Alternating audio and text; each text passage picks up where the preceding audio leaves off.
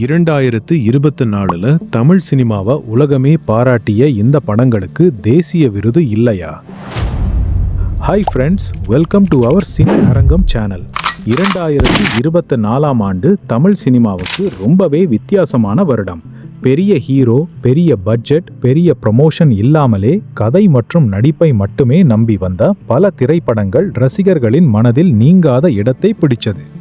அதுல முக்கியமா மெய்யழகன், லப்பர் பந்து, வாழை, ஜமா, தங்கலான், கொட்டுக்காளி படங்கள் ஒவ்வொன்றும் வெவ்வேறு கதையையும் புதுமையான திரைக்கதையையும் சிறந்த நடிப்பையும் கொடுத்து தமிழ் சினிமாவின் தரத்தை உயர்த்தின. சில படங்கள் வசூல்ல பெரிய சாதனை படைக்கல, ஆனா படம் பார்த்த ஒவ்வொருத்தருடைய மனசுல ஒரு பெரிய தாக்கத்தை ஏற்படுத்துச்சு. அதனால்தான் பல சினிமா ரசிகர்களும் விமர்சகர்களும் இந்த படங்களுக்கு தேசிய விருதுகளில முக்கிய அங்கீகாரம் கிடைக்கும்னு எதிர்பார்த்தாங்க.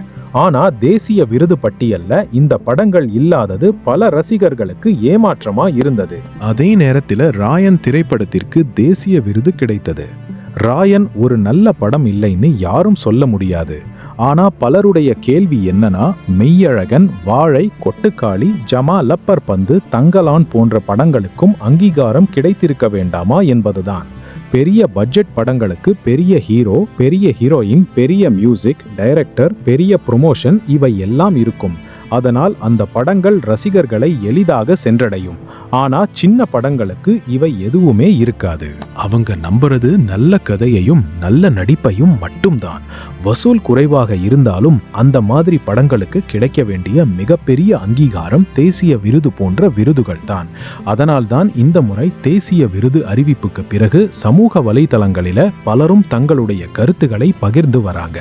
2024 எந்த தமிழ் படம் தேசிய விருது வாங்கி இருக்கணும்னு உங்க கருத்தை கமெண்ட்ல சொல்லுங்க. வீடியோ பிடிச்சிருந்தா லைக் பண்ணுங்க, ஷேர் பண்ணுங்க. மேலும் இது போன்ற தமிழ் சினிமா அப்டேட்களுக்கு நம்ம சினி அரங்கம் சேனலை சப்ஸ்கிரைப் செய்ய மறக்காதீங்க.